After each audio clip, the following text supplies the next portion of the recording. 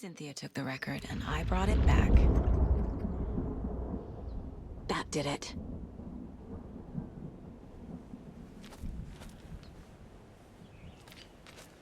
We need to talk. Damn right. Lots for me to explain. But not here. The night's got ears. We can have our talk in your head. You have a room there, right? How do you know about that?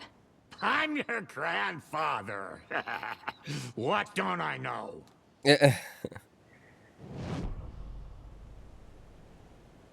I really like their relationship, just like straight up.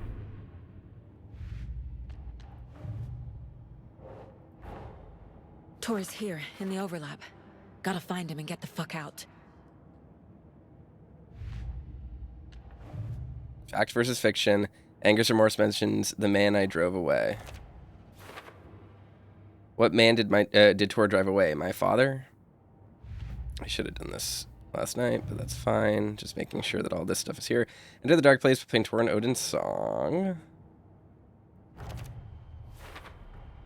Overlaps require pieces of art to enter. Is that because of the Dark Place's focus on art? A song about remorse, a float about murder, a poem about terror. I'm seeing a pattern. All artistic works tied to dark events. Area around an overlap is always flooded. There are literal overlaps between our world and the Dark Place. So Did Wake name all these things? Where the Dark Place and our world overlap, connected to urban legends, traumatic events, pieces of art needed to enter, does the overlap cause the flooding? Yes, it does. All right. We can profile now.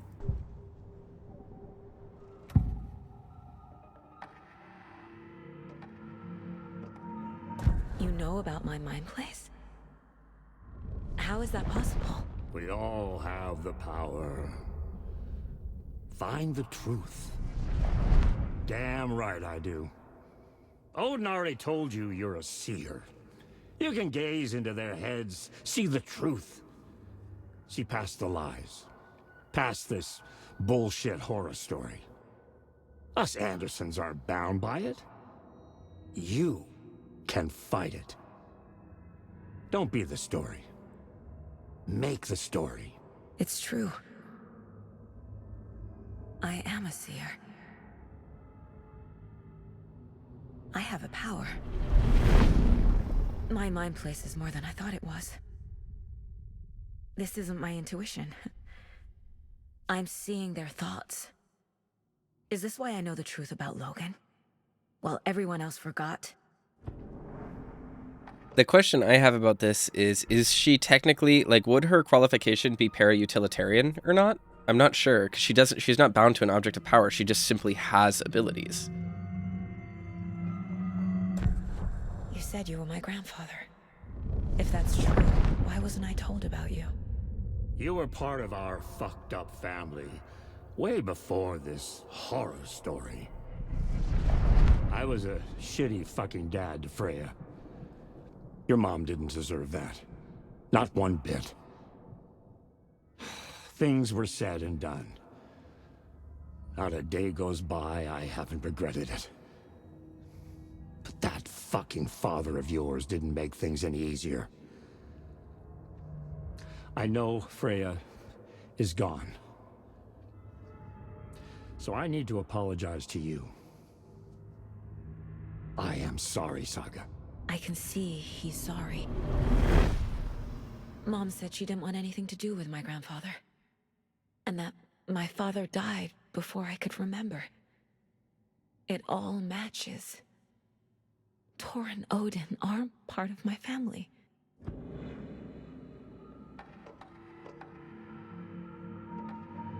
Mom wouldn't talk about my father. You knew him? Some doors are better left closed. Your dad was a complicated bastard. Always thinking too many steps ahead. That's not how we work. There was trouble, and then he was gone. I didn't handle it well. Freya didn't want anything to do with me after that. I can't blame her. I never knew my dad or my mom's family. So many broken relationships in my past. I won't lose mine. With Logan. With David. I won't stop until they're safe.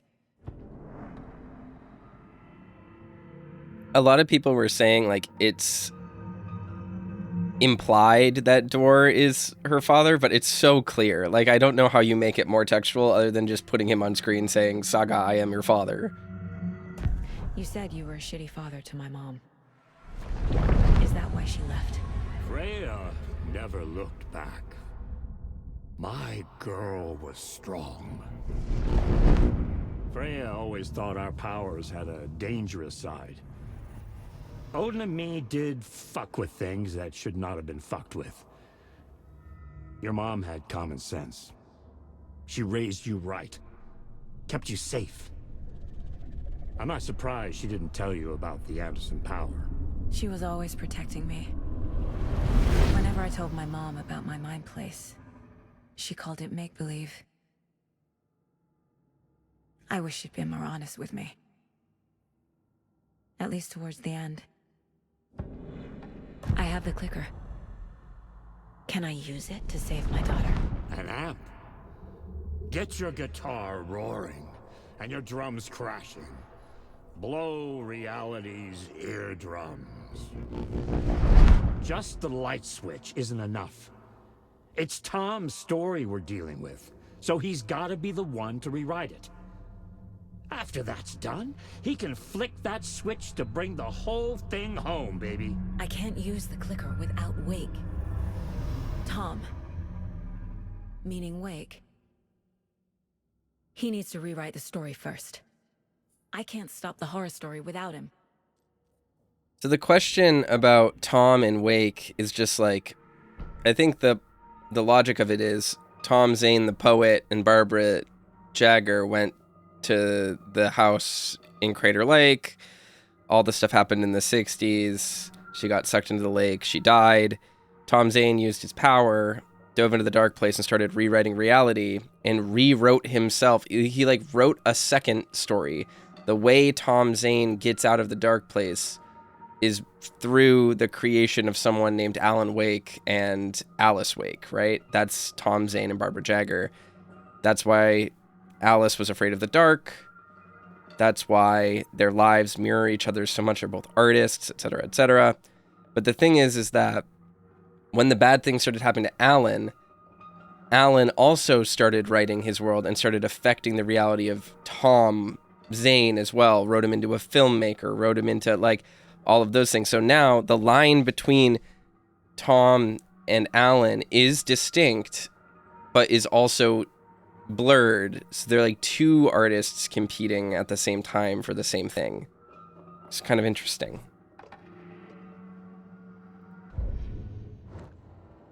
Okay, there is a manuscript page on the bridge.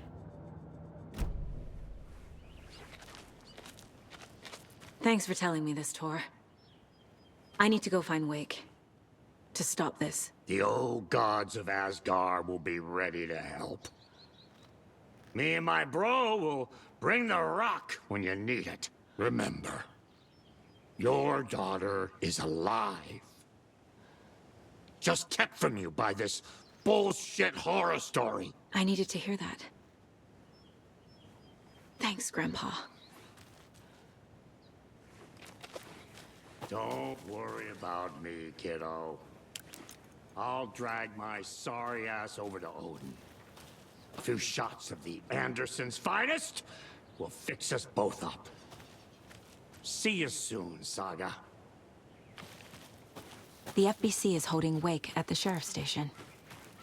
I need to make Agent Estevez understand. They have Wake and I have the clicker. We have to work together to stop this. Casey. Do you read me, Casey? When Cynthia Weaver was downstairs at breakfast, Rose snuck into her room. With all the lamps in the room, it took her a while to find the one with an angel. Luckily, the dream Alan had sent her had been very clear. Rose was certain that Cynthia would not miss one lamp. She had so many. Tonight, Rose would put the lamp in a shoebox and let it sink into the garden pond. That's what Alan wanted. That's how she could help him. The thought made her whole body buzz with joy. Cynthia knew the lamp was missing the very moment she came back to her room. She was overcome by grief. It had been Tom's lamp, one of the few things that reminded her of him. It had not worked in a long time with the cord severed and the light switch gone. But there are other kinds of lights than the ones we can see.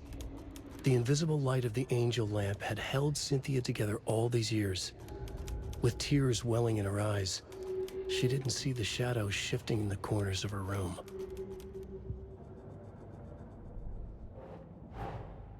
Get the clicker to Wake and make him fix his attempt to play God. That's the plan. But the FBC have him.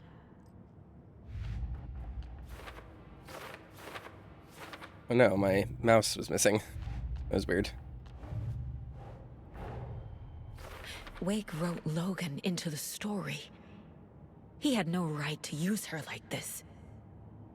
There is still time to make him fix it. I won't give him a choice. I rescued Tori Anderson, my grandfather, from the dark presence. Wake fucking wrote Logan into this story. She's in danger because of him. Within Scratch's reach. I need Wake to write an ending that will save her. Oop.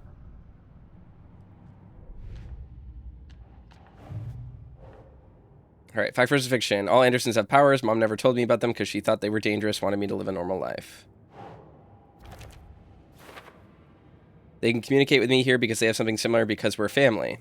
Mom thought Tori's power was dangerous, didn't want me around it.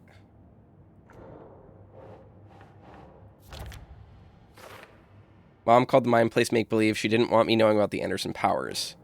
To where my father had problems, there was trouble, Freya took me away after that. The way Tor behaved? I'm surprised my mom hung around for as long as she did. Was Tor the reason my father left? I'm Sure sounds like genuinely it. Sorry. Tor was not a good dad, reckless, pushing my father away was the last straw for Mom. Our family's not bound by Wake's story, though Andersons can see through the horror story. Oop.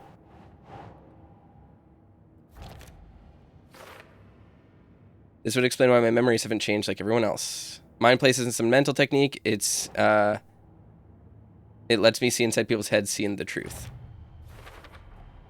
Tor and Odin can actually speak with me in my mind place, thanks to their own powers. He makes me sound like some kind of mind reader. Tor and Odin understand the true nature of the Mind Place. Tor and Odin are my relatives. The evidence fits with what I know is true.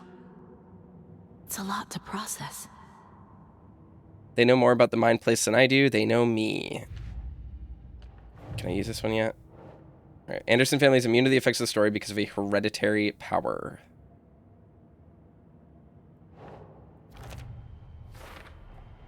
The story doesn't affect me like it does other people. Because of who I am. Because of my family.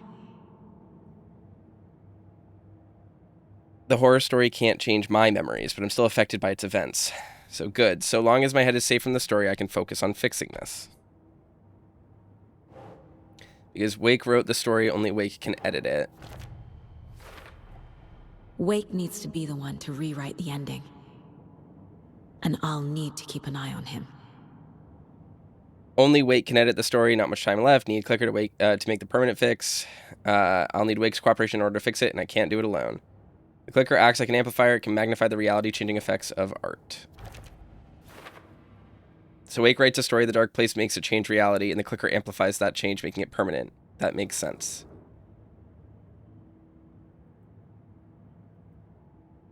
All right. So we have quite a few little things we can do now. Let's go around and snip all the bolts right here real quick. I believe we have some nursery rhymes to do as well.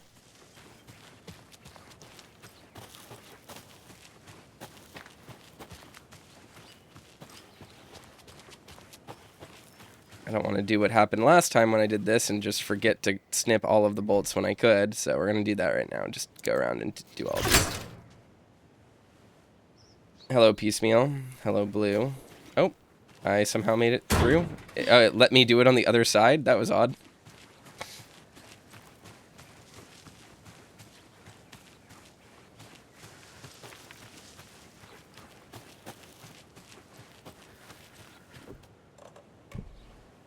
I don't think I need to, but I wonder if I can update the DLSS implementation, like the DLL in the folder. I did that for Silent Hill 2. It should be possible to do here. Let's have some conversations in here real quick. Wow, the whole place is real messed up.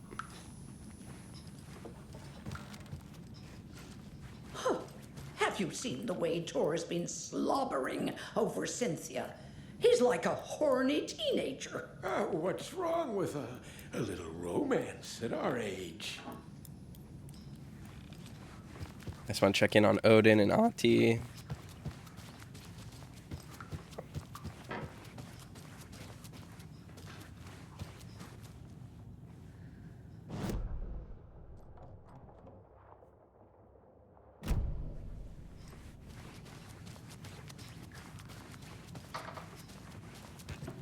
This is Tor's room. Oops. This is Odin's room. Can't do anything. Okay. Let's check in on Ahti one last time.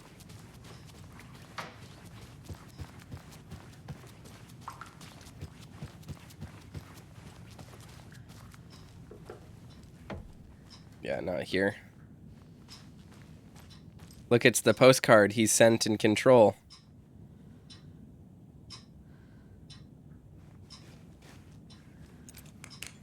Like that he has a disco ball.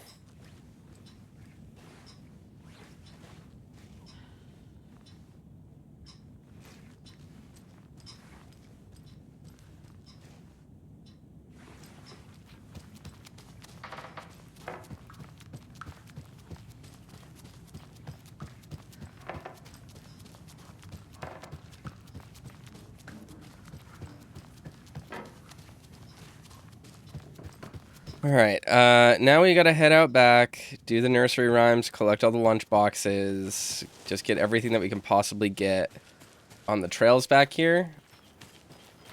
And then we can go ahead and do Initiation 6.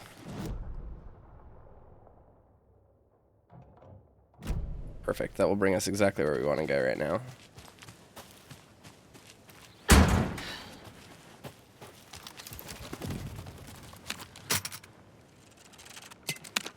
I'll use my crossbow more because it's very cheap ammo-wise. Now that this is here, the map should be marked off, and we'll be able to get visibility into everything that we want. Perfect.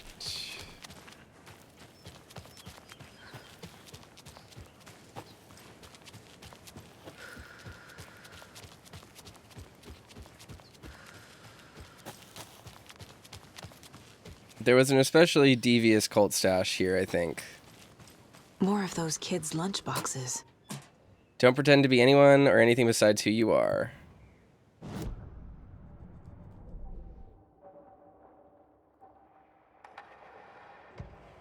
Aiming through the scope, Saga could see the flickering darkness that protected the Taken, saw it waver and jerk, saw a shifting opening in it. There, she fired, sending the bullet through to find its way home. Awesome. We're one lunchbox away from, maybe 2 lunchboxes away from having all of the upgrades. It's excellent for us. Up next, we had a guest lined up. I have it written down here somewhere. What's this say? Jim Figamore. Figamore? Figamore. I know that name from somewhere, but... Oh, the lion's lighting up, so that could be him. Hello, you're on with Pat Maine. Hey, it's Terry. I'm at the Elderwood Palace Lodge and there's been a shootout. FBI everywhere. I think somebody's dead. I was working the front desk when bullets just started flying. I had to hide under my desk. Oh, gosh, Terry. Clearly a bit of embellishment on your part. But it sounds like maybe Russ Hammond's been hunting quail in the off-season again. Quail? You're not listening. They shut up the whole damn hotel. And that's not all. I swear to sweet Jesus Murphy, I saw Alan Wake walk in before it all happened. Alan Wake. Now, is that one of Mandy May's kids? Alan fucking Wake, Pat, the writer. You've talked about him on the show. He disappeared years ago. Disappeared, you say? Okay, this is all coming together now. See, people were calling in about Wendy Davis going missing, but it sounds like they have her confused with this Alan Walker fellow you're talking about. Terry, you were there last Sunday at the market selling those cuckoo clocks when I came to visit, remember? Pat, no. And who was selling beef jerky in that stall next to yours? Wendy Davis. Davis Family Beef Jerky. Now, how can she be selling me beef jerky on Sunday and be missing since 2010? It's ridiculous. Wendy's fucking dead. I'm talking about Alan Wake. Jesus, Pat. This is serious. I'm trying to put the warning out. There's something wild going on. I gotta go in case they come back. Okay, that was Jim Figamore, everybody, and he's running for mayor. Wait, no, that was... Anyway, that's our show for today.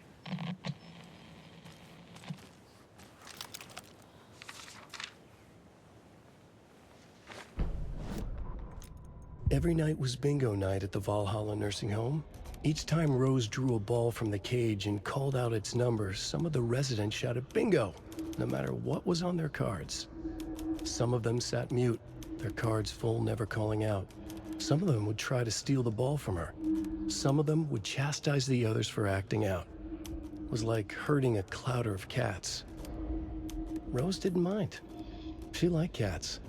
She knew she was where she was supposed to be, with her little Vikings, waiting for the hero to come. Tonight, the residents were restless, more so than usual. Ati was wearing Blum's coveralls again. Tor stood by the phone. Too late. Rose saw the hammer in his hand. The garden lights started to flicker, the darkness and rain pressing against the windows. The time drew nigh.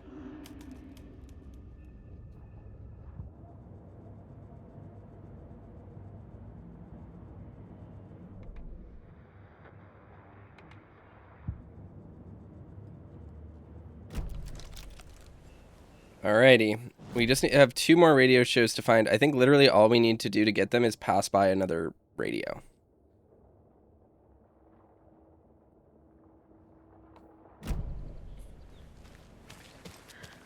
I don't know where all the stations are. I think there are just a few more radios just around, but...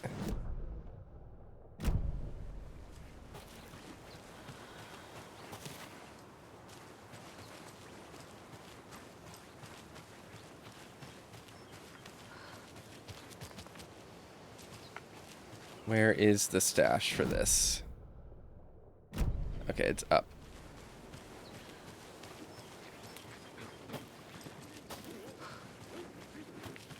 Yeah, this is the enemy spawn that is really close to a transition marker in the game, so the second we kill them, they'll just fucking come back.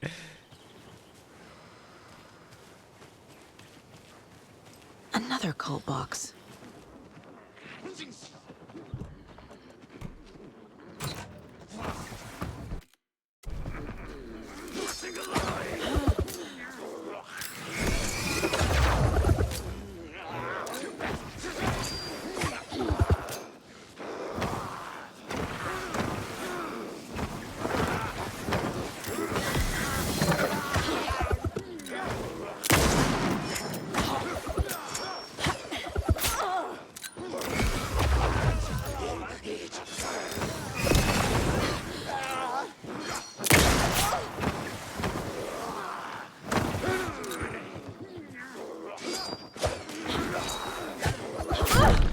Oh god.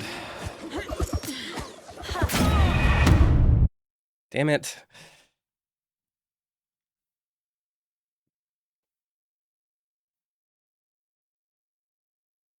We'll have to see how far back we are. Alright, we got lucky. Enemies didn't spawn until I got here. You can't hide from the trees, we are everywhere.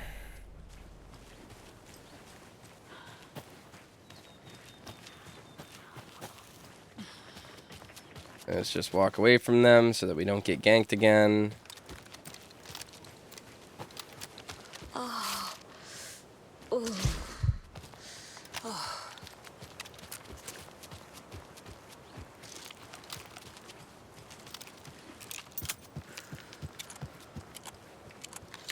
Getting real low on rifle ammo. God, the game is beautiful.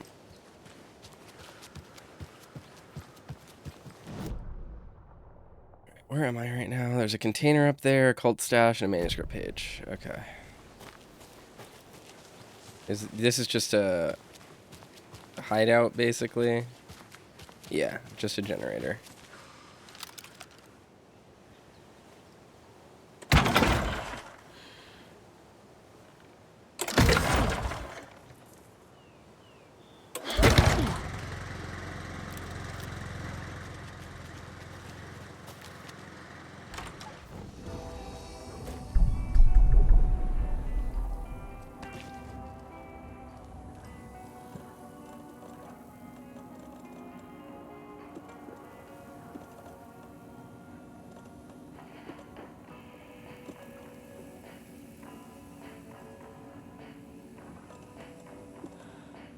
Reorganize my inventory a little bit. There we go. That's a solid amount of stuff.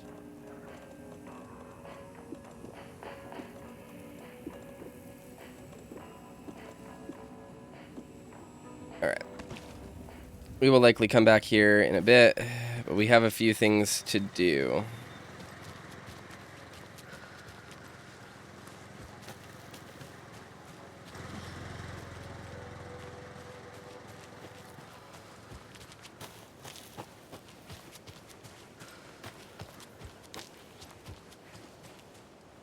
That's an enemy spawn right there. Oh, there was a manuscript page that I missed. Oops.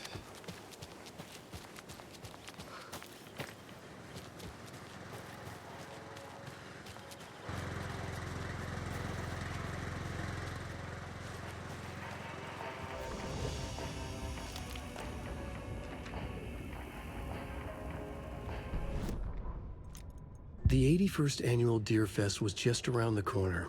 Everyone in Bright Falls was bustling. There were banners to be hung, pies baked, deer masks sold.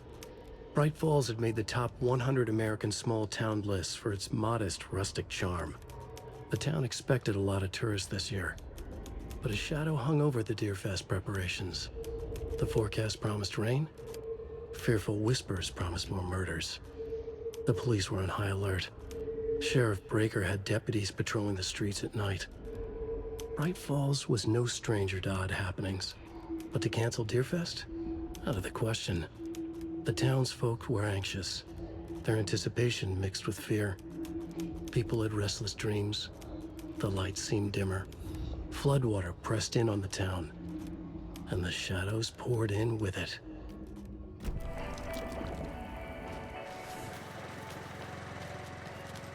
Alright, we should be able to continue. As long as we don't go into the sheriff's station, the chapter will not switch. So we should be able to do pretty much everything now if we want to. Another locked box. There's another cult stash. Alright, what is the code to this cult stash?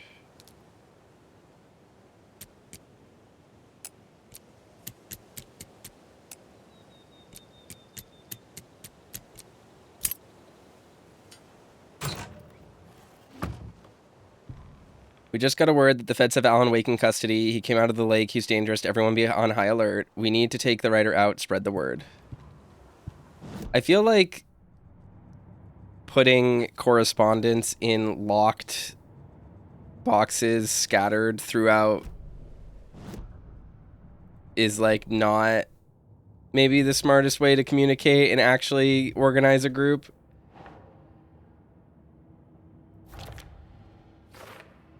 The cult knows Wake is here, and they clearly aren't fans of his. Cult stashes. The note inside makes it sound like Wake is their next target. The note inside is pretty menacing. Huh. Looks like another piece of fanfiction. Someone is having vivid fantasies. I don't think that one was the one that was had fanfiction on it. Interesting.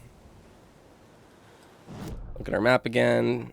There's another manuscript page right there. I think that one's on the beach.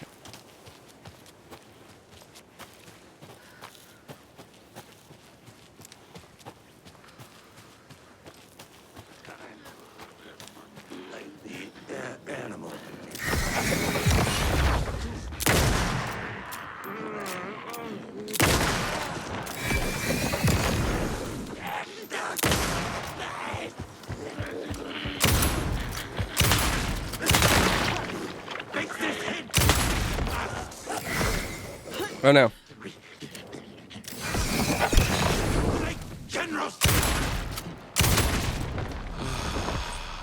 They're strong now. Jeez.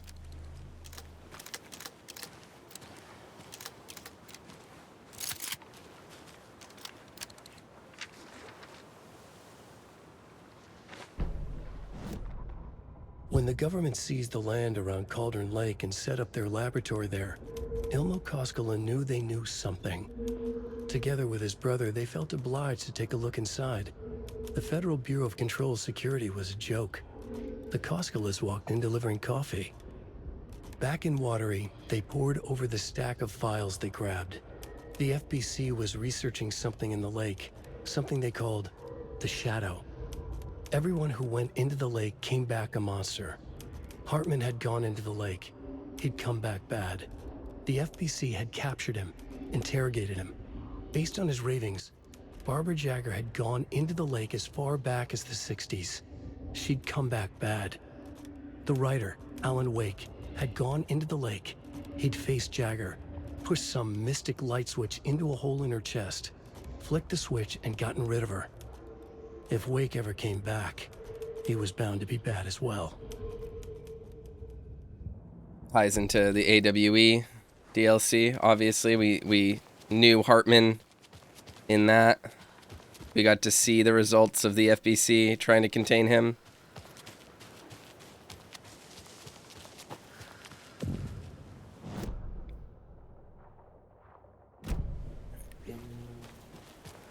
Yeah, this is the bad boys' cabin.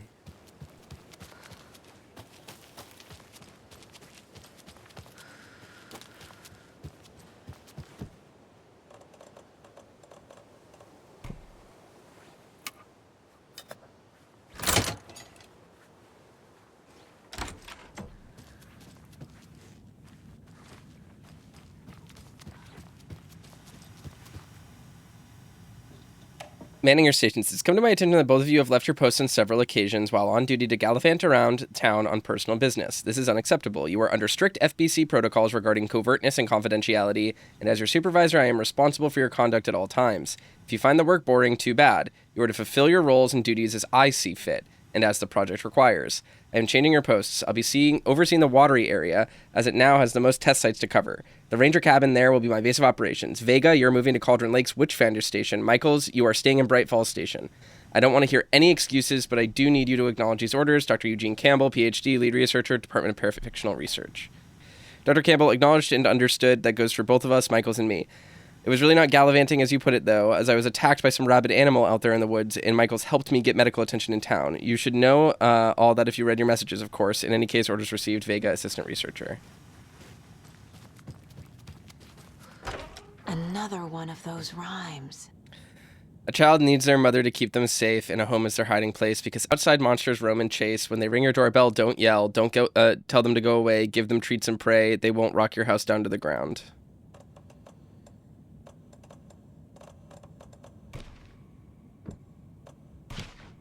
Nah. There we go. Huh.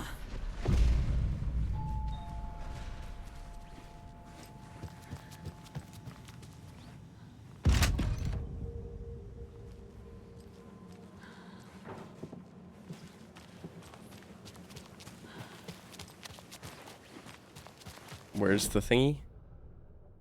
Oh, it's inside.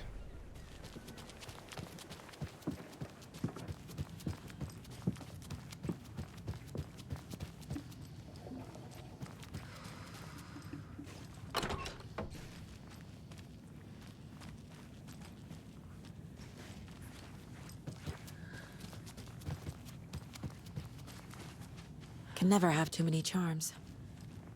Except when you literally can, like right now, when I have too many charms in my inventory and have no inventory space. Hi there, little friend.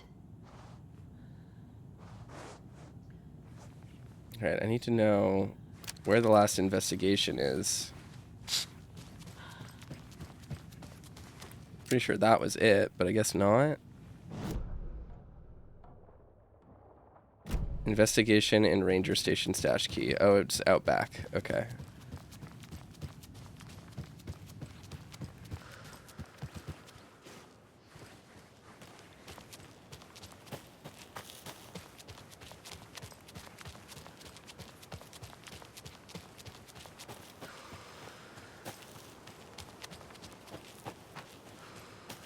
Wait, what? It's on the other side. Oh, it's in here.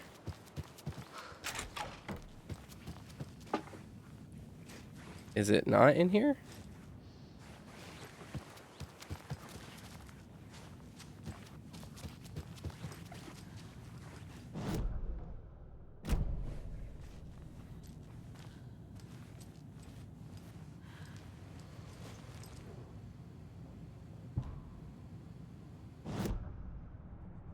All right. Ranger Station. Cult stashes and nursery rhymes. So, locations: Ranger Station, Bunker Woods, Boatyard. Rhyme found inside Ranger Station cabin in Bright Falls. Is the moral of the story here to feed anyone who rings your doorbell? This was very odd. Alright, where's the stash key? Is it just out front? Is it just on the wall over here somewhere? Yeah, it was in the floor. Okay. Now we just gotta go over there. Open that stash. I should probably run back up to the cabin to put some stuff in the shoebox, but...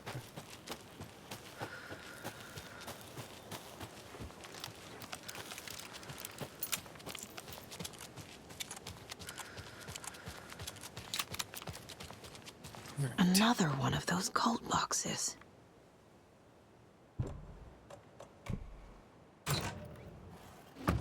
Flashbang. It took me forever to figure out the hint wasn't Santa's butt. Why are we making this so complicated? Just give us normal fucking keys.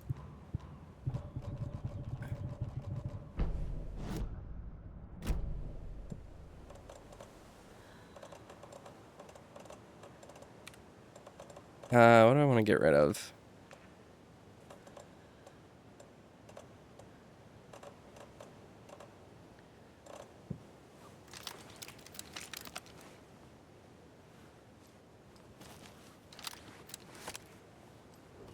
I really want that rocket flare.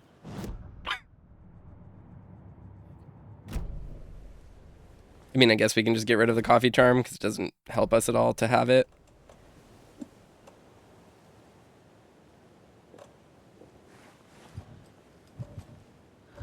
Oh, it's just an infinite one? Interesting.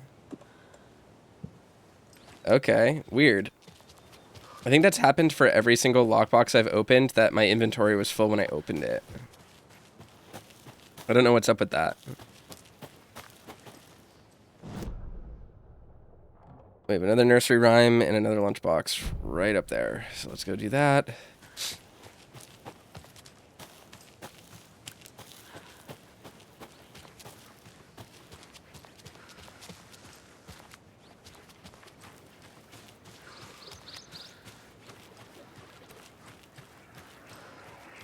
There's a rhyme over here. To the beach a child went wandering, pretty shiny rocks she's gathering, but from the water a monster rose, a horrible beast with a pointy nose. Flapping wing and dragging toes. But the child was wrong, it was her mother all along on a boat grabbing a towel that's already gone.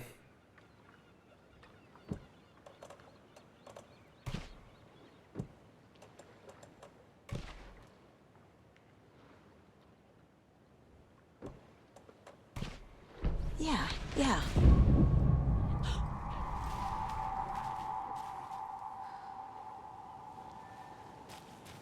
Hands to your vest, stranger.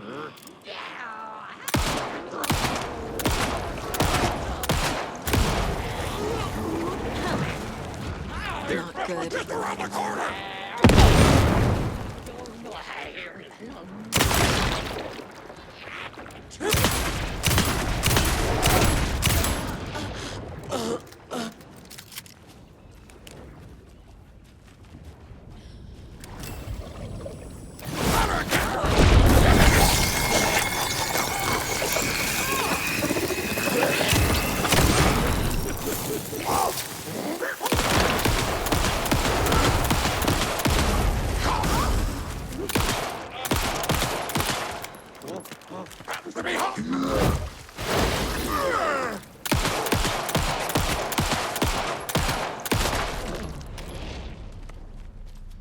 Alrighty then.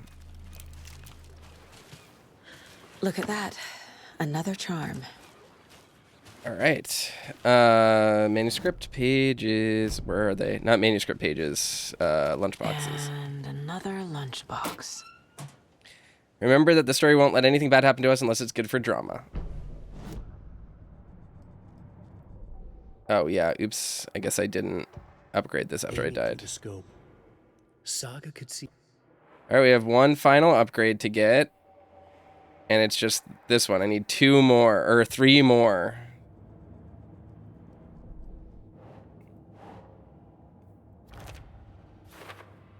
I'm not loving the depiction of the mom as a horrible beast with a pointy nose. Kids could be cruel, I guess. Cult stashes. This here. Puzzle to open this one felt a little silly. Strange for a cult. Alex Casey lunchboxes. We have quite a few left. We have 3 left total. So we'll have more than enough to upgrade everything. So it mentions the story. Whoever this is, they seem aware of Wake's horror story. Yeah, it's Rose. Oh, I have no ammo for that. That's bad.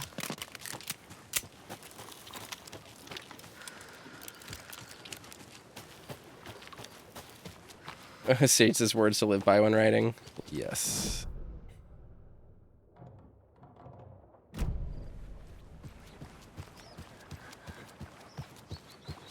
Oh, and we'll have another one right now. This will be great.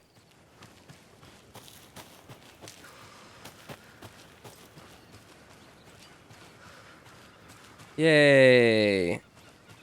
And another manuscript page. There's another lunchbox.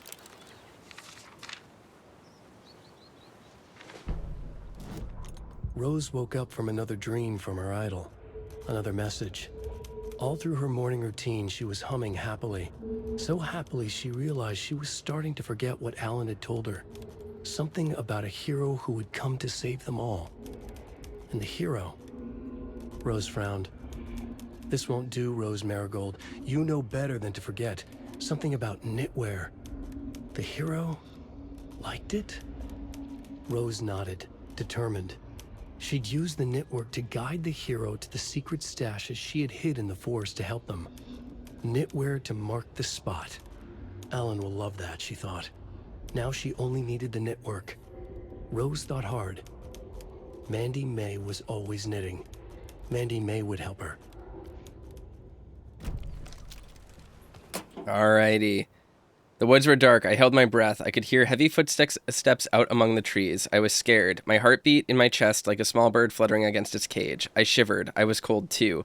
I saw a shape emerge from the trees. It was menacing. Large shape. Bad shape. It looked at me with evil glowing eyes. I gasped. No, it had seen me. It growled and lurched towards me. I ran. I ran and ran and ran and ran until running became too hard to do. I couldn't run anymore. So I stopped running. I could feel the monster's hot breath on my neck. I was too afraid to turn around. It was about to get me. I was a goner for sure. I ran again. I had never been so scared. Not ever. This was the end. I wish someone, anyone, would come to save me. Alrighty. Final weapon upgrade for Saga. We did it. To Saga, with a heightened survival instinct kicking in, it seemed like she had just squeezed down the trigger of her pistol once, as the Taken was coming closer and closer. But the gun kept firing again and again faster than possible, like she was rapidly pulling the trigger. And we got all of them.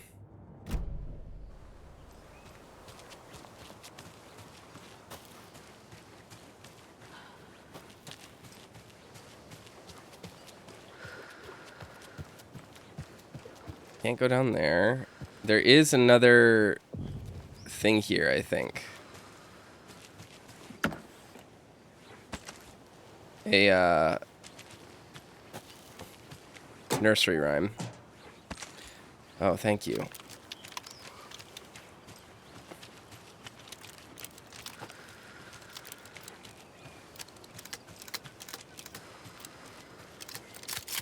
Yes, there is. Another rhyme. All right. 5 little monsters out on the sea competing to see who the winner will be. They rocked their boats to find out who floats. Until one little monster did fall. Mama called out to the sea and cried, and in the sea she replied, "On the bottom they will rot if they will not stop rocking their boats."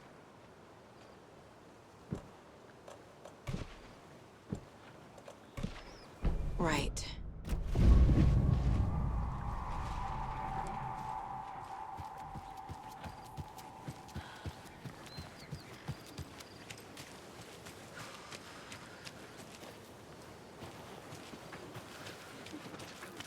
Mm-hmm.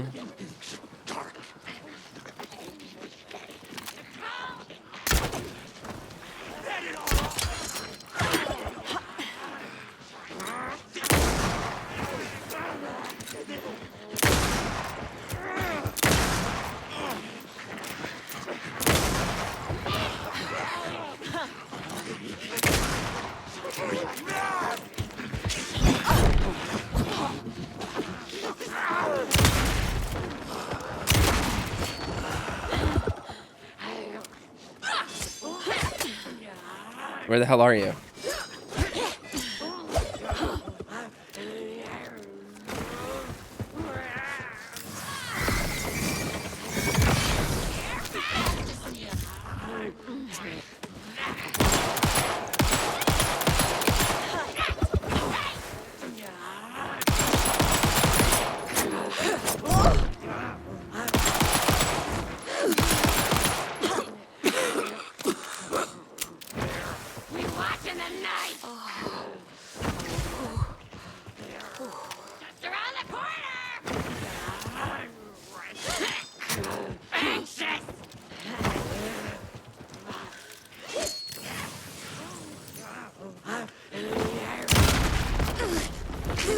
Yeah, that was tough. Let's grab that charm. And by grab that charm, I mean pick it up and then discard it. Because we don't need it. Charmed, I'm sure.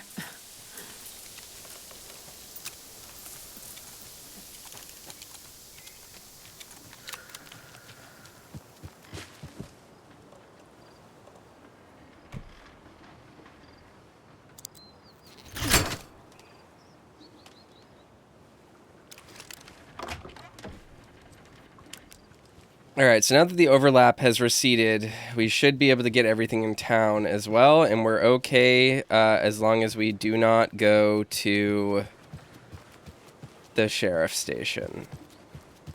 So let's do that.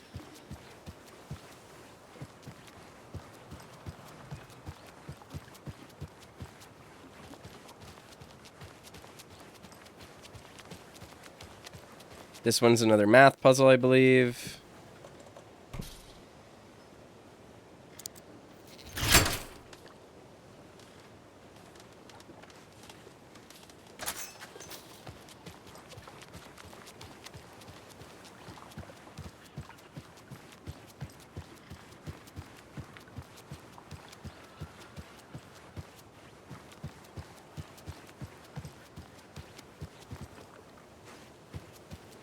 Where is it? It's over here, maybe? Huh? Wasn't it supposed to be just like right over here?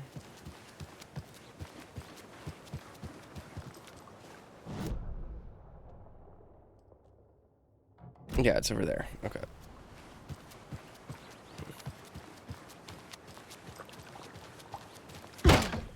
Yep. Another cult stash?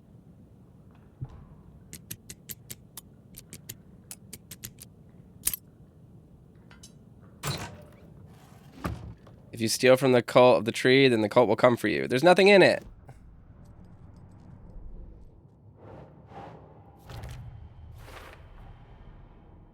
And all lunchboxes hidden around Bright Falls. Cult stash is.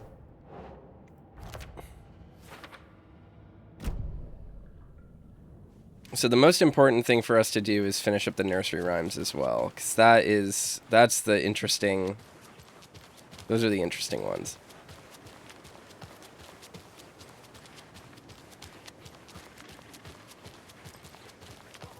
She wouldn't just wander off and not tell us, especially after all the weirdness at the lodge. I'm worried, Jules. Well, I'm fucking worried too. Okay. One of us needs to stay at the lodge in case Marcy shows up. And the other one should go out looking for her. If we canvass the woods, we're sure to find some tracks or something. Some hints to her whereabouts. We can even use some of our equipment. This is not the time to geek out over the stupid gear, Riley. It's all toys anyway.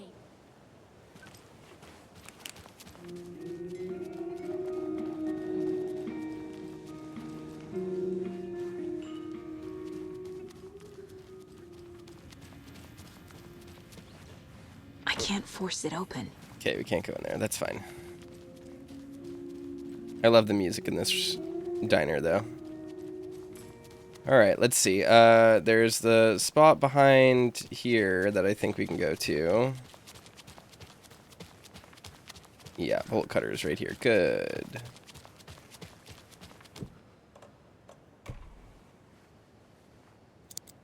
I'm very excited. We're so close to Lake House. Once we do Initiation 6, we'll be good. Another cult box. Work log, January 1st, overprivileged town hall folks complaining about poor TV reception. Hopefully not due to the paint job. 17th of January, took a photo with a giant moose statue in the park. Great memo. 2nd of February, damn dogs keep digging up the flowers. 31st of February, park's trash can needed a fresh coat of paint, painted an extra layer.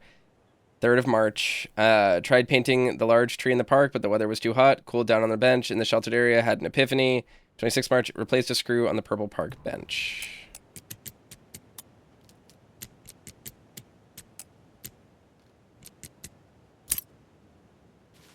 Just telling us where the paint was that we could look at. Monsters live in the woods. We know.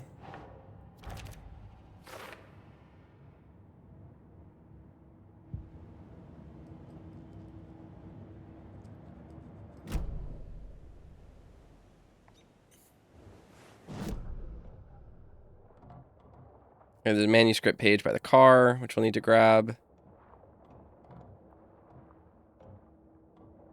But otherwise, we're pretty much full up. All right, now we can head to some of the other locations.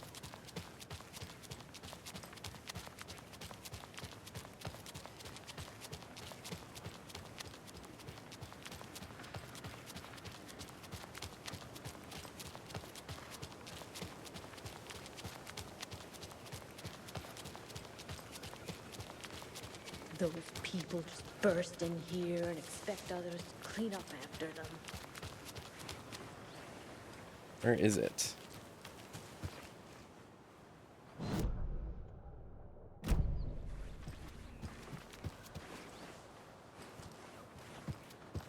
It says it's like right here.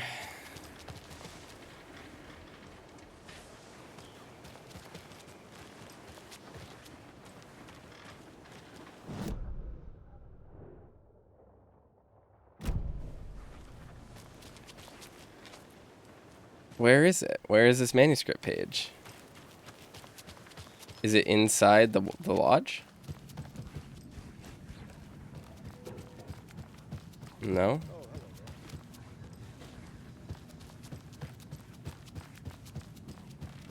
What the heck? I'd save real quick. And I guess put stuff in the shoebox.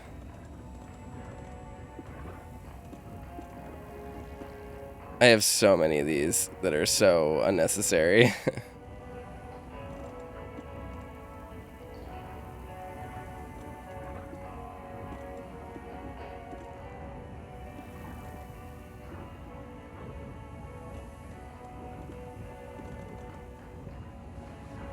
Alright, odd. Alright, I'm gonna need to look around and figure out where that page is. Because I don't know where it could be. It's supposed to be right next to my car. Or maybe somewhere over here, but I'm not seeing it. Alright, I'm a dummy. The page that's here doesn't spawn until later.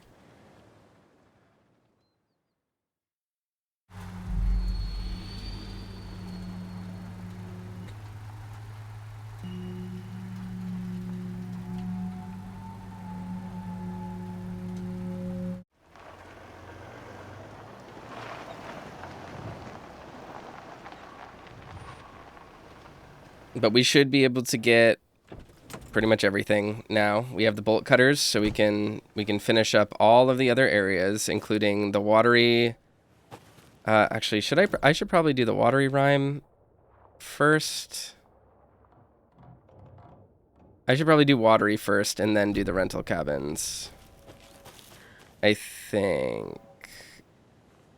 Because if I remember correctly, the final nursery rhyme is here in Bright Falls.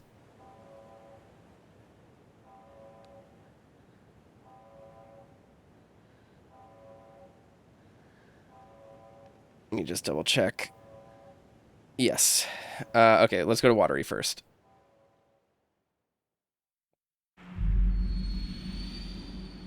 You could hear the FBC alarms going off, which is kind of cool.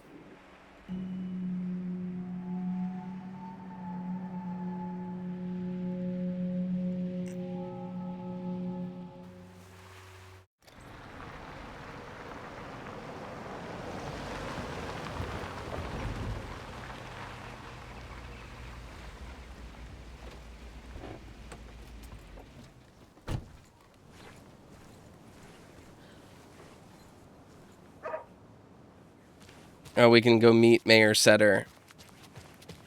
I forgot about this. This is fun. I hear some concerning things over from Bright Falls. Mayor Setter's a dog.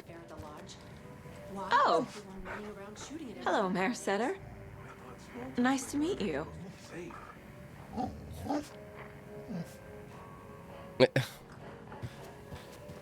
right, now we can. Cutest mayor I've ever seen for sure. All right, now we should be able to finish up everything here. We just need the bolt cutters to get back here to get the cult stash. And we need bolt cutters to get in at the nursery home over there. I don't think there's anything else up here, so we're good. We just have to head down the road. So let's do that. All right, let's grab the cult stash back here. And then we'll do the nursery rhyme inside that place.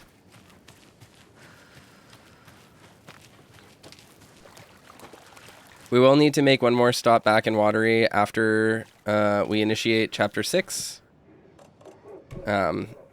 Because we want to do the lighthouse, and that requires something that you get in the sheriff's station. But that's fine.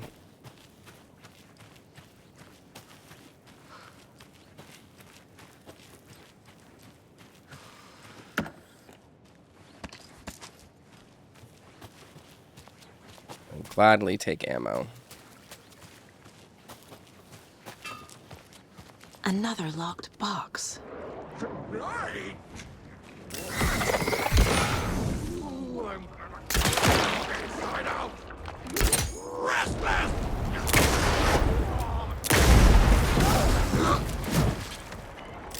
Good.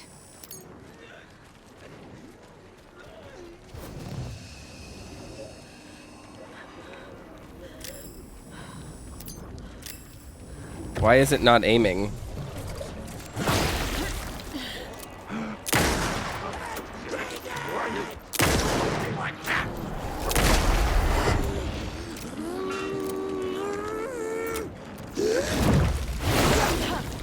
Felt good.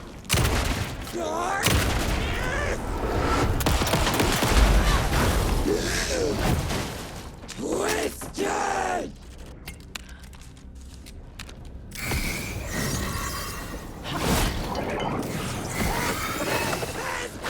Did everything ready? Eesh.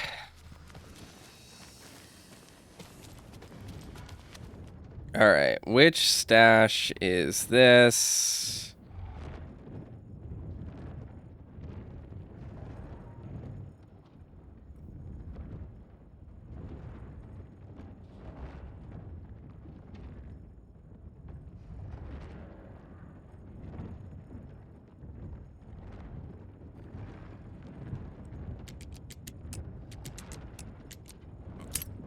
Perfect. You just had to count the thingies. Oop, I didn't even read it. I'm putting it in writing here that Operation Bigger is Better is simply not possible from an engineering perspective. I know he loves his crazy ideas, but his schematic looks like a damn comic book. Charlene drew it for him, didn't she? It can't be done. And they're talking about a giant mech, a Coffee World mech, if I remember correctly.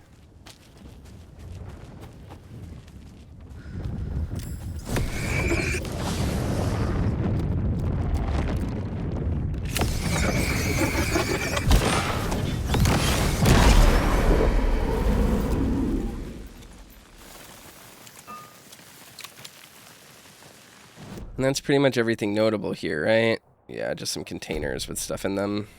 Not too caught up about that right now. We definitely need more ammo, but we'll get some in here. There we go. This episode is going to end up a little bit longer than I expected because I forgot that we have to do a bunch of running around and stuff. So even though Initiation 6 is pretty short, the episode's going to be pretty much normal length, which is nice. Not that there's been that much like content for me to talk about because I literally am just walking around.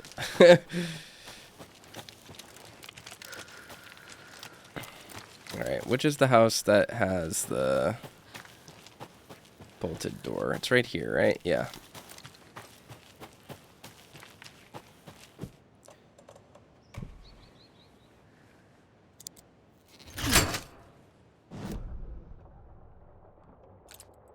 Yep.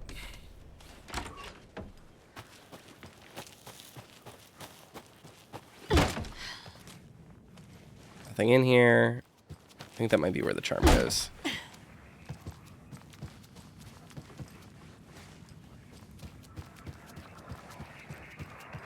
More of those rhymes. All right, the old man who could not see had no children of his own, so he cared for a fawn not yet grown. The deer for him was dear and filled his life with love. Huh. Jobs in other towns.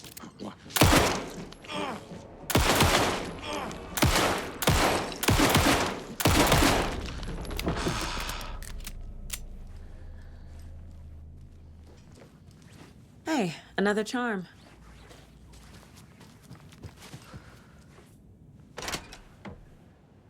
All right, I think that's all there is left to do in Watery for now. We do have to go up to the lighthouse at some point. There's a lunchbox I missed. That's good to know. We'll go grab that.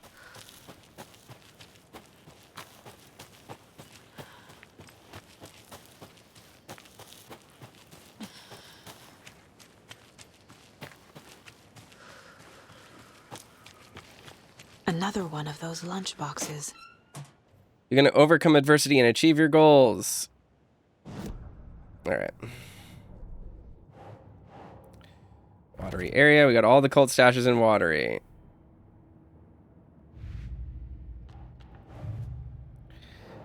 Nursery rhymes. Watery. Found all of them in Watery. Found all of them in Bright Falls. Now it's time to do Cauldron Lake. And we got all of the Watery area rhymes. Nice. Okay. Time to go to Cauldron Lake.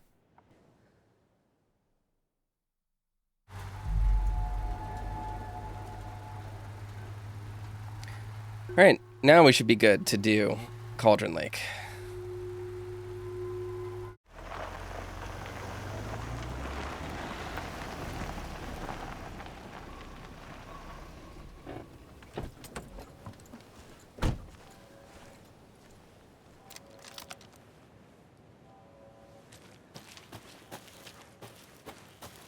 You can hear the monitoring station freak out. Yeah, we're going to go up here to the rental cabins.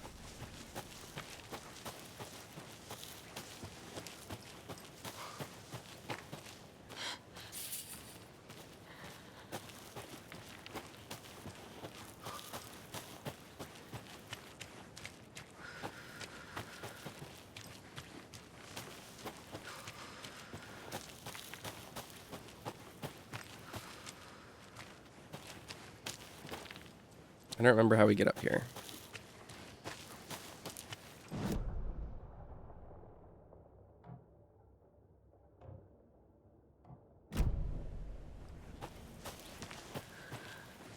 Oh, this way. Okay.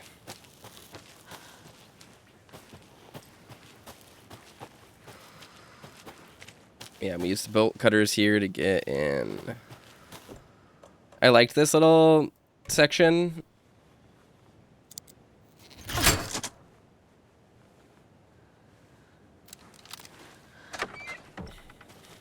All right, here we are. Yeah, there's a nursery rhyme here, manuscript page, some other small things.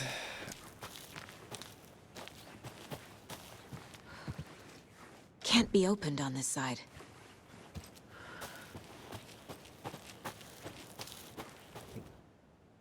Some weird animal tried to break into our clubhouse. It was really scary. Max hit it with a big stick and it ran away. I think it was a squirrel before. Our candy stash is missing. Maybe it was the squirrel. Max found candy wrappers in the woods. There was some big poops there. It wasn't the squirrel. Max has gone missing. Beware the Wicked Witch. Rules. One person is the Wicked Witch. Everybody else has to run and hide. When the witch says, beware me, everybody has to change places. If you go to someone else's hiding place, you can tag them to kill them. Don't get tagged and killed. If the Wicked Witch finds you, you're dead. If you find the witch's lair, she is caught. Burn the witch. That's grim. I don't remember the path through this.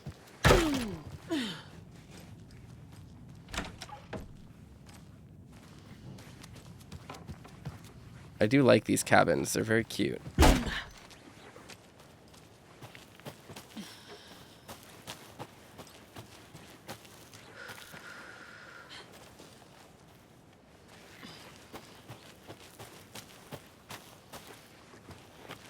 I do remember there being stuff back here. Can't go in through there.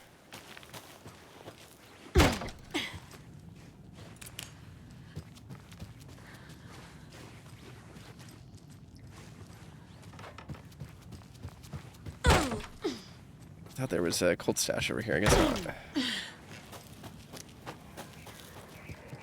Oh, another rhyme.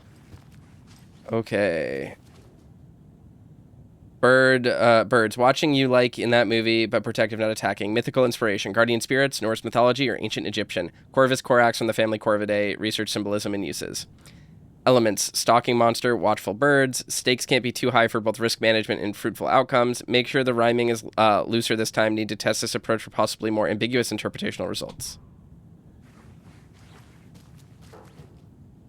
Here we go. Our hero, courageous and true, stalked the monster hatching through.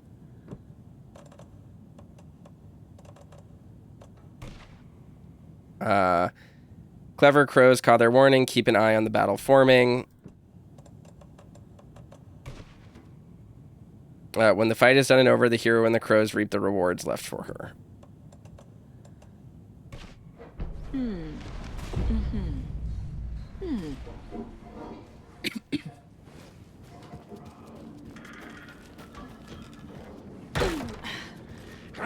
Oh, fuck.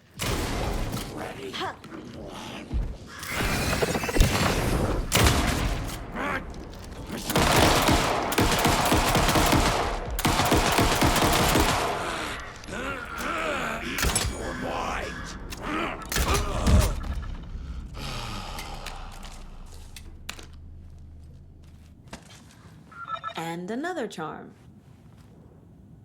The father charm, we found it. Witchfinder's Station. I've been there before. Worth checking out. Property of the Federal Bureau of Control, Department of Parafictional Research, lead researcher Dr. Campbell. Keep this container locked at all times. The test item within is to be kept separate from the others, as well as a safe distance from the main testing facility, Witchfinder Station. Father doll. And obviously, the father doll is Warlindor.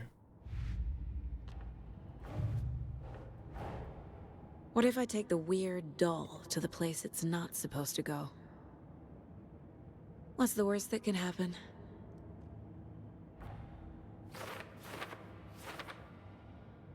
File says not to bring the doll to Witchfinder Station in Cauldron Lake. Must admit, I'm a little curious. They're actually kind of cute the longer you look at them. 13 dolls found around the area. The glasses are a nice touch. Rhyme found at rental cabin in Cauldron Lake. And note about the style and content of the rhymes. Seems to be left by the author of the rhymes, workshopping the style. All right, we just have the final one to do. All right, Cauldron Lake closed. Majority of the scenic and beloved Cauldron Lake area was fenced off and access is restricted as a government agency takes over. Tuesday, the unthinkable happened over the weekend as a local tourist destination and beloved fishing spot, Cauldron Lake, was cordoned off by government officials. Setting seismic disturbances in the area, the Federal Bureau of Control has limited access for the foreseeable future. When asked by about the effects this closure will have on the region as a tourist destination, the FBC spokesperson expressed profound regret on the impact this may or may not have on the local economy.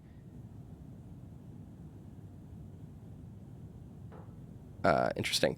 Tuesday, this comes as a shock to locals who have enjoyed campground and fishing access around the lake for generations. When interviewing residents around town to get a feel for the reception, it was clear that the tensions were running high. This is an absolute outrage, said Kathy Waller, lifelong Bright Falls resident and volcanologist. There has been no documented volcanic activity in this region for millennia. The only seismic activity going on down there is when the Coscalas take their 4x4s for a joyride on the hiking paths. I just bought a season camp pass, said Ed Randall, a Watery native. I sure hope these feds reimburse me my $350, but I'm not holding my breath. In addition to the inconvenience and anger locals are feeling, there is a concern as to what this means for the future. Joe and Cindy just put all their savings into that convenience store for the campground. What happens to them? What happens to all the businesses around here that rely on out-of-towners? People are scared and they want answers. Eviction notice effective immediately. The Federal Bureau of Control has designated this area to be vacated as a matter of public health and safety. Failure to comply with this order is a federal crime and will result in swift and forceful action per code 0157DE. Your compliance is appreciated. Is your email hacker-proof? To many people, hackers are the stuff of Hollywood movies or TV shows, dark criminals committing cyber crimes in action movies. But to many people around the world, hackers are a very real threat. Cybercrime experts warn that phishing attempts are on the rise and show little sign of stopping. What is phishing, you may be asking yourself? Phishing is when someone poses a fake email address in order to trick the recipient into sharing their personal information. Information which could then be used to access bank accounts or other personal databases. Even the most professional-looking emails or text messages can be faked, experts warn, so people are encouraged to always act with caution when sharing information on the net. All it takes is one mistake, and your information could be out there forever.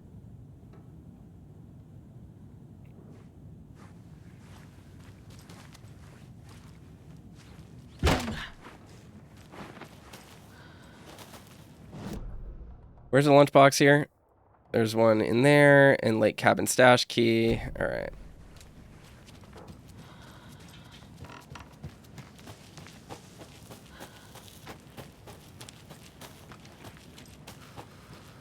Go grab that.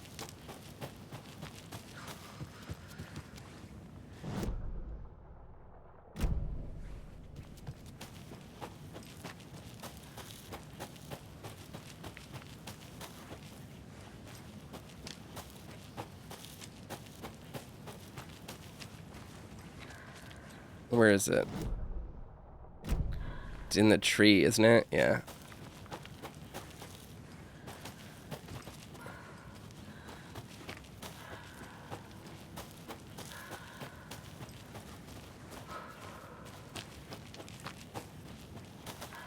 Where is it?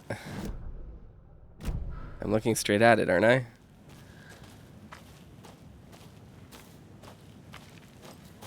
What the heck? 6, 2.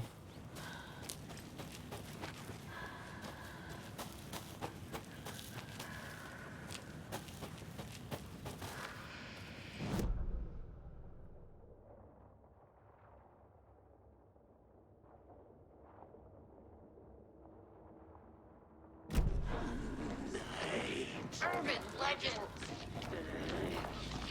Stop.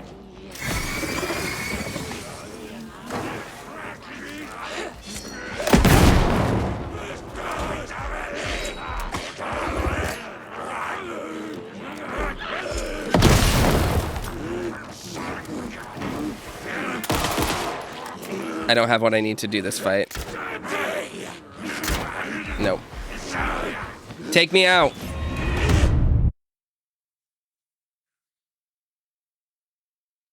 Because I just saved.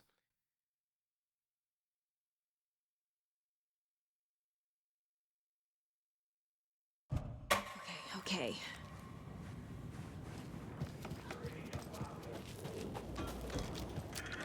Sonic! Her skull! Son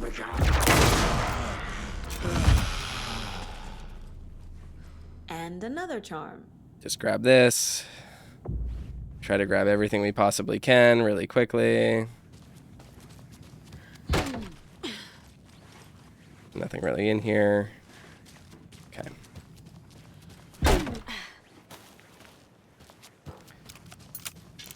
Saved ourselves some ammo there too, which is nice.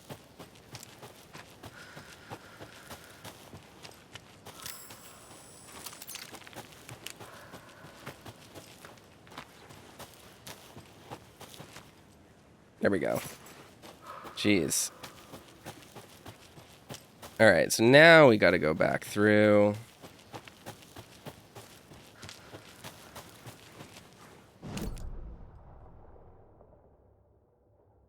There's a lunchbox, and there's a lunchbox right there.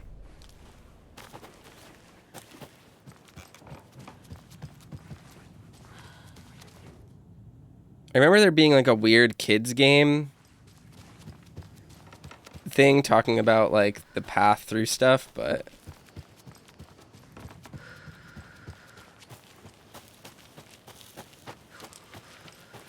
yeah, it was this. I can't interact with it, so it doesn't matter. Okay.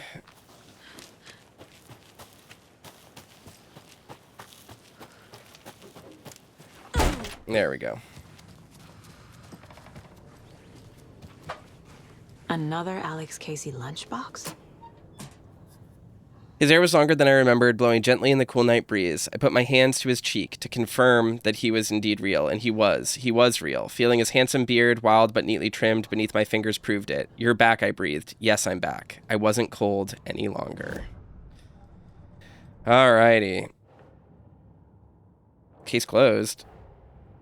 Rose did all this for me. She completely believes that I am the hero in Wake's story. She should be a bit more critical of a person who tries to control people's lives.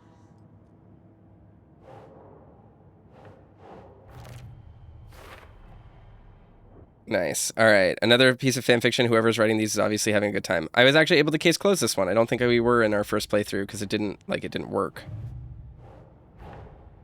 What if I take the weird doll to the place it's not? We've already heard this one. I just needed to put this back up because we died.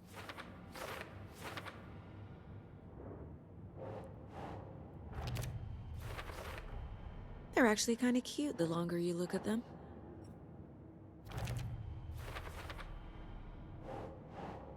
There we go.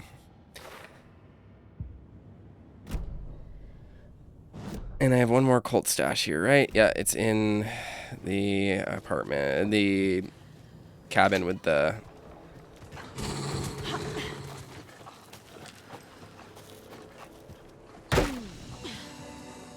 Nice. Okay, here we are. Manuscript page. Let's listen to this.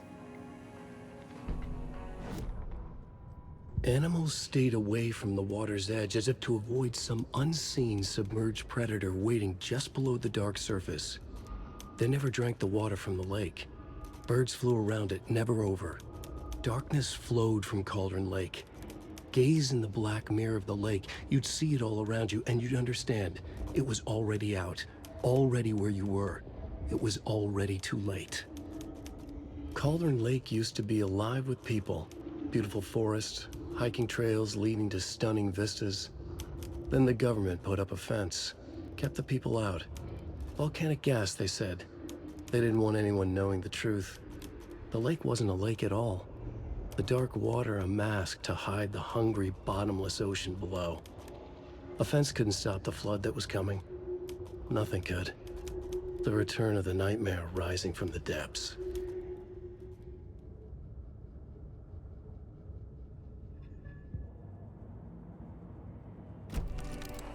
And there's a cult stash in here, I think. There's another cult stash. Yep. And we have the key. Yes, give me rifle ammo, please. God, please, yes. Okay, this one was actually pretty fun, much better than the math tests. And I think this is all the cult stashes? No, there's one more in Bright Falls. Okay. It's in the sheriff's station. That's right. Found all the Cauldron Lake stations. This one was sitting in a random bathroom. Pretty random. All right, now we just have to go to Witchfinder Station, which should be pretty quick because it's right down the way. So let's go head down there.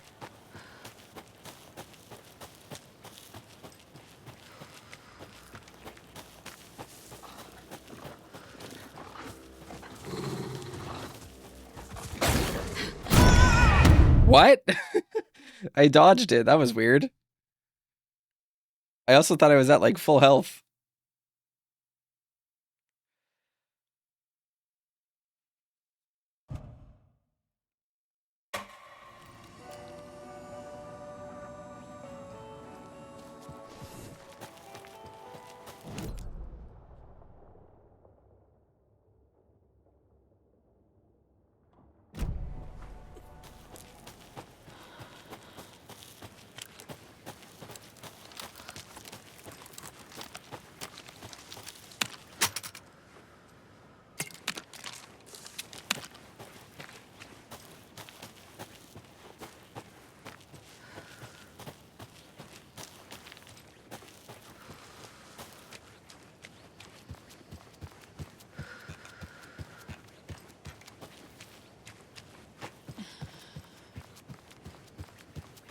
We're actually getting close to being able to switch over to initiation now, which is nice.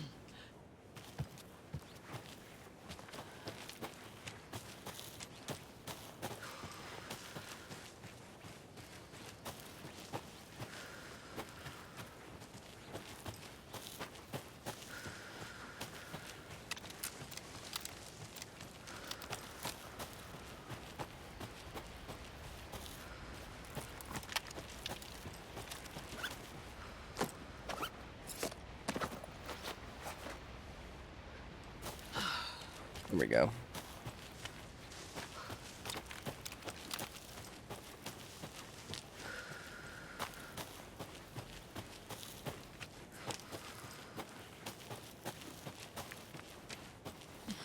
It is this way, right? Yeah. Can I cross through here? I think I can.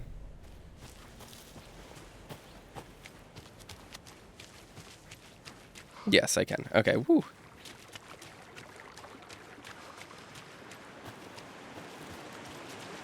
Just taking a nice little stroll through the woods.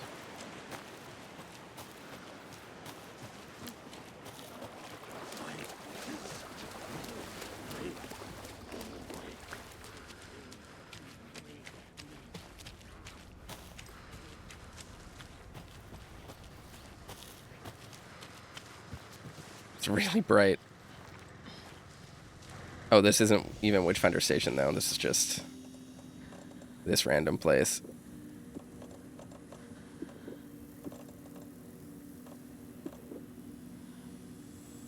Oh my god. The inventory, like, really doesn't like mouse controls sometimes. Alright, let's see. Yeah, I just gotta go out and then back around.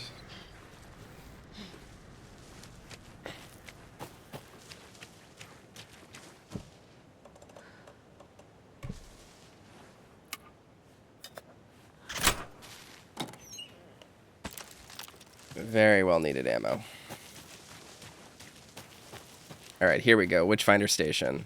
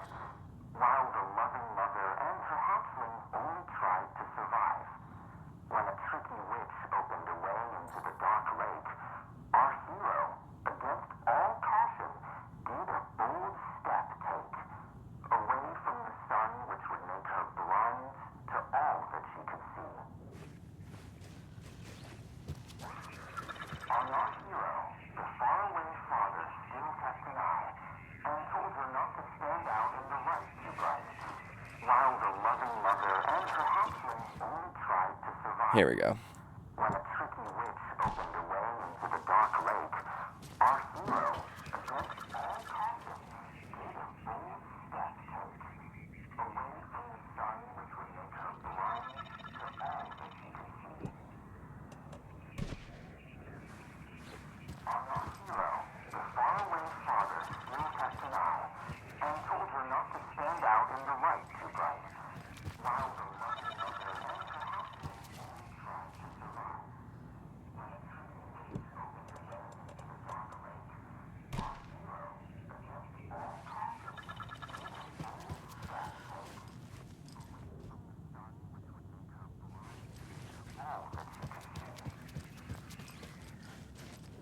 Alright, I think this is the monster goes here.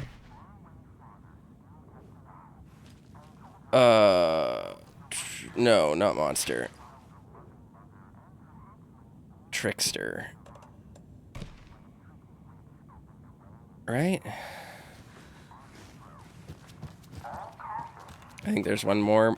I have to put the mother down. Yeah. Okay. There we go. What the? Who is this? How do you know I'm here? I've been monitoring your incessant tampering with my project. You have made some advantageous progress, however. What project? What project? So you've just been playing around with my test arrangements with absolutely no understanding of their function. The hubris. Indeed.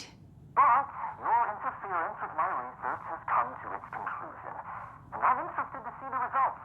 The trick, I believe, is in the manifestation of the nursery rhymes. Art becoming reality, the doorway being revealed, and perhaps even someone entering it. Get to the point. Meddlesome and rude, I see. The point is that by your unwanted actions, you may have opened the way. And now I'll get to observe what exactly occurs when a subject crosses the threshold. No. Wait, that's not right. What is that? Do you see? What? Hello? Hey, are you there? Sounds like this person got more than they bargained for. Ugh, this stuff again. There's something else in there, too.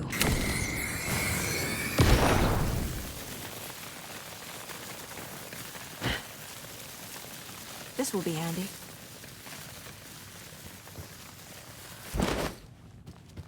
Now we'll go back and pick up all the dolls. We did it, yay. And now we can complete the nursery rhymes case board, I think.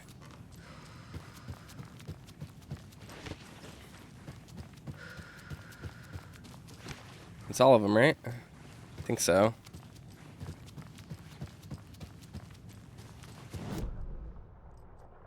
Yeah, I believe it is. Look at that. We wiped them all out. Nice.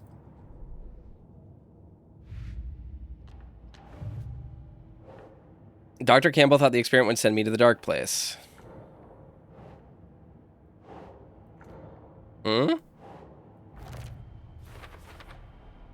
we go. Final nursery rhymes. And then Doll Witchfinder Station. Dr. Campbell thought it would send me to the dark place. There's a lesson here. Probably something about hubris. He was sent and said karma. Man in lab coat messes around and finds out. Called it. Saga is so funny. Look at all of this stuff. All right. So now we can head back to town. Let's check up and see if the FBC has anything to say now that the DLC is added. Maybe they'll respond to us. And then we'll check out the monitoring station as well. Nope, can't interact. So this is the lake house. This is where the DLC takes place, I believe.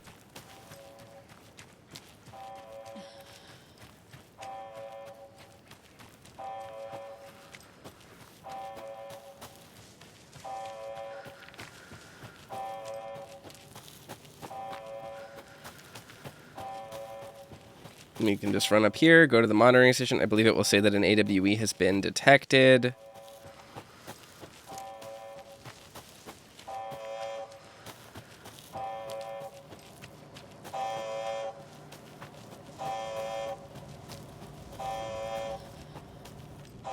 Yep. Failed to establish network connection. Interesting. So something's been happening. Yeah, activity detected, AWE, Cauldron Lake event in progress. This is the same screen that we saw at the end of the AWE DLC in Control, where it said it would happen 3 years later. And that's exactly what we got. We got Alan Wake 2 3 years after.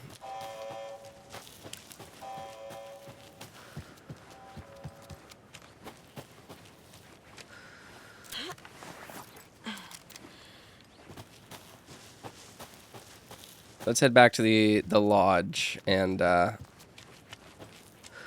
warp back over to Alan.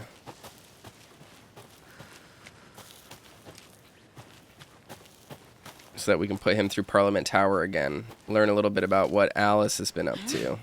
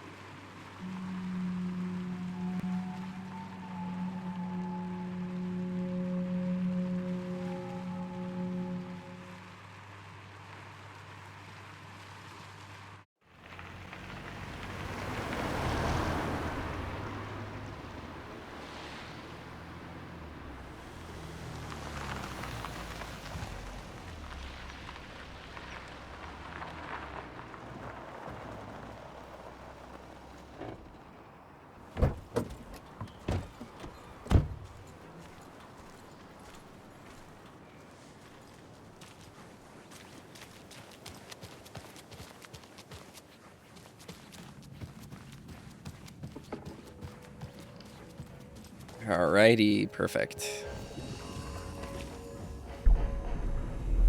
Switch over to Alan.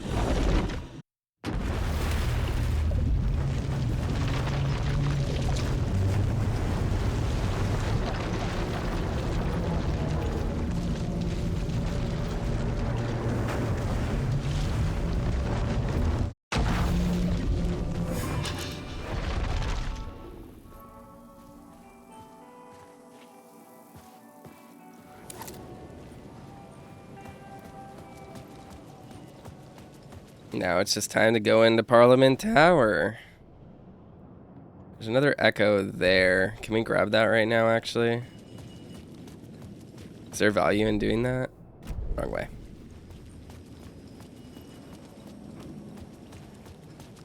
It might not have manifested yet, but we'll see. It's this way, right?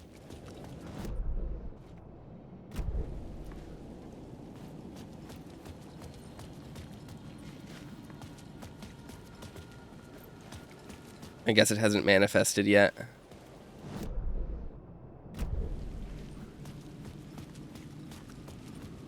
Am I dumb? Where is it? Where is it supposed to be? Behind me? Right here?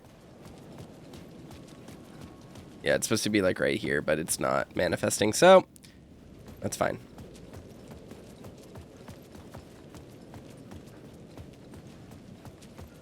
I don't think there's anything else on the map, is there? Nope, we're good.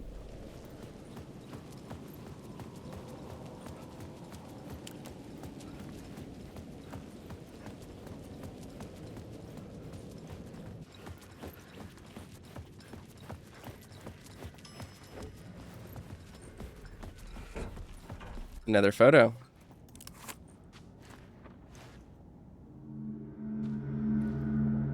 Alan, you must hurry. Alice's presence was here. Like the sun coming out from behind dark clouds. It pushed me forward. Another final draft thing, I think.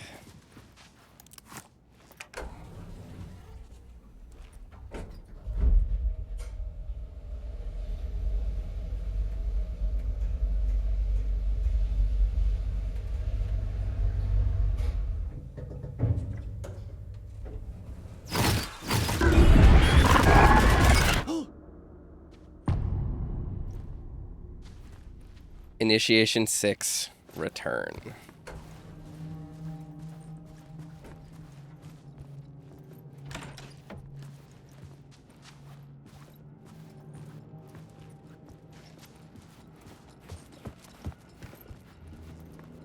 I needed to get inside the manuscript.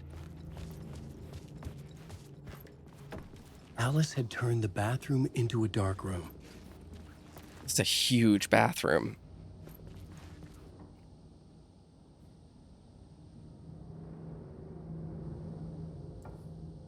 No such things are too personal.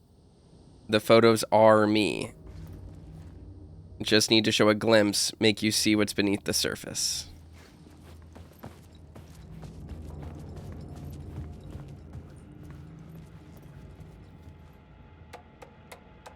All right. Greetings from Hollywood. From Barry Wheeler to Alice Wake. Hey, Alice. I'm more of a fish out of water in Hollywood than I ever was in the Pacific Northwest wilderness.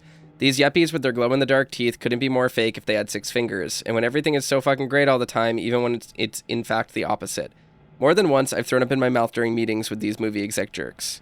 But I gotta be here to look after Al's legacy. Everyone wants to gobble up the film rights for the Casey books, and they have moronic ideas about what to do with them. It's my duty to herd this horde of tanned zombies into the general direction of something resembling good taste.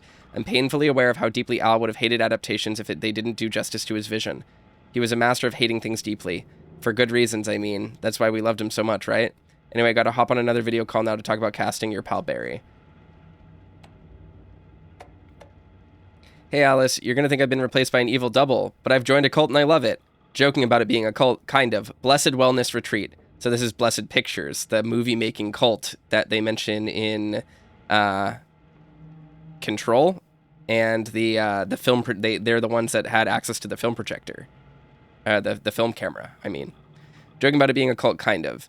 Working with Al or the Andersons was tough sometimes, but these movie biz types are insane. My stress levels were through the roof, but then I was tipped off about the retreat.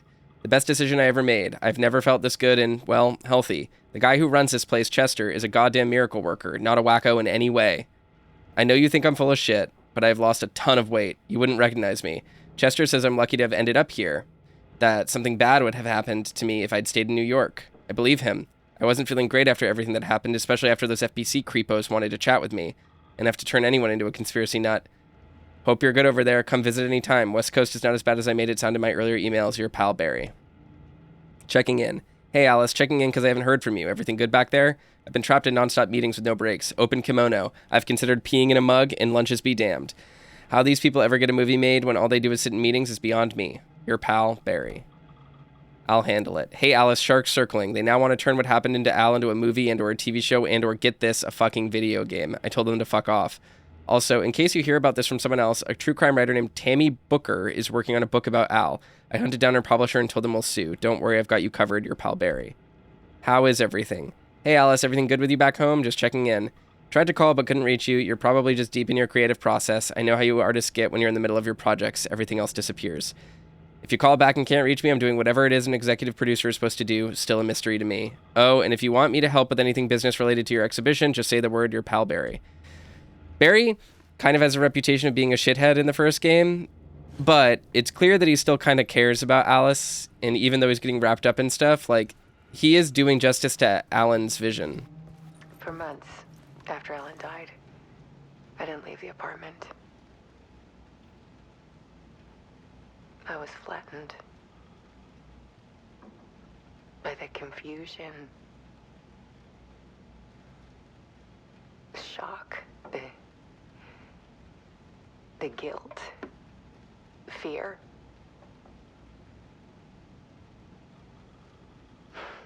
I could barely get out of bed. Barry Wheeler started visiting. He even cooked me meals. I couldn't stand the guy when I first met him, but he's a better friend than I gave him credit for.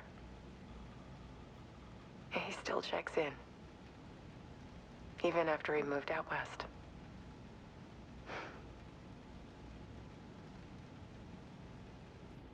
So even Alice admits, like, you know, Barry is an okay guy. Alice's work had consumed the apartment. Her whole life. The darker, the better.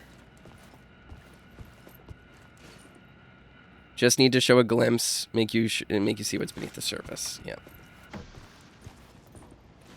Part 2, the comeback.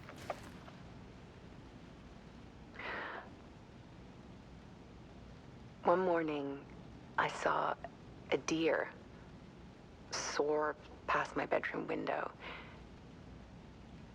It was a balloon of some cartoon animal. And I looked out at the street below, and I saw a little girl crying. Like losing that balloon had just ended her whole world. It was the perfect image of the horror of caring. And that's when I got myself out of bed. And I picked up my camera.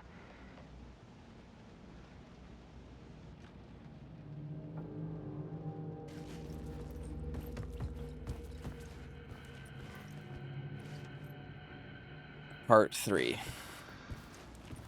The search. There was something in the dark. Something I needed to see, to show. The more shadows I photographed and filmed, the more I felt like I was on the verge of a breakthrough. I submerged myself in it. I only went out at night. My search became obsessive, but I still had no idea what I was looking for.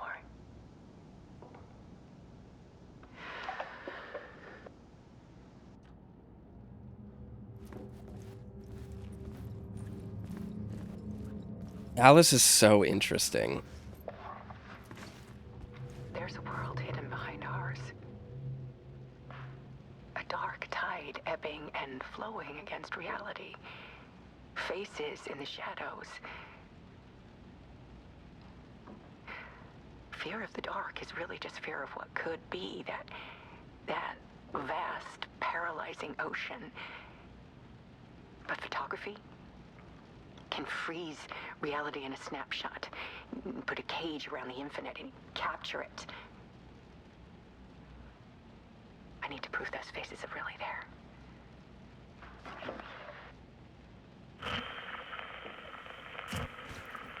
It's really clear that her interview with the FBC kind of opened her eyes. No boundaries, be ruthless.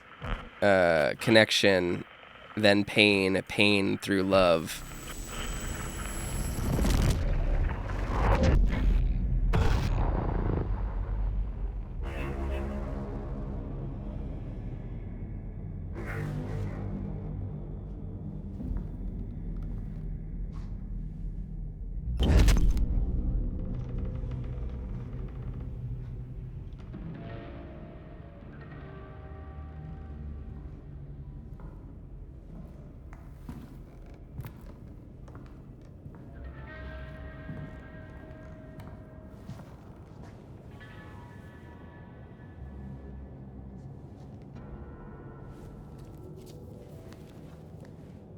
The full manuscript of a novel.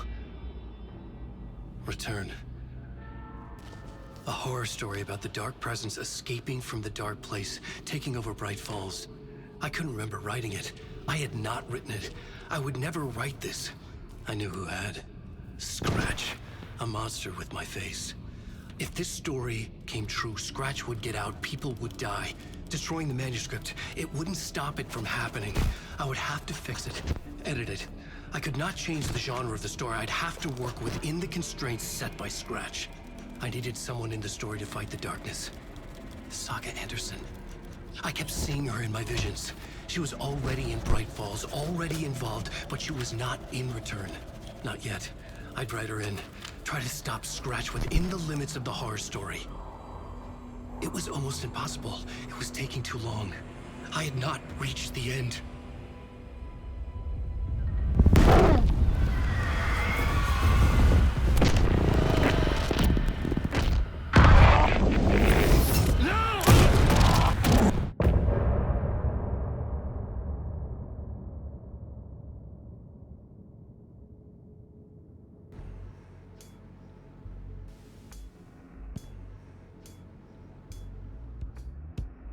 Some say that it moves forever, this road that I lose you on every time.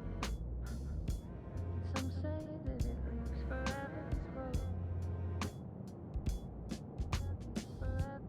Some say that it moves forever, this road that I lose you on every time. Some say that it moves forever, this road. It's not meant for me. The meant only for you, I see. Wake up, it's only a dream on a winding road.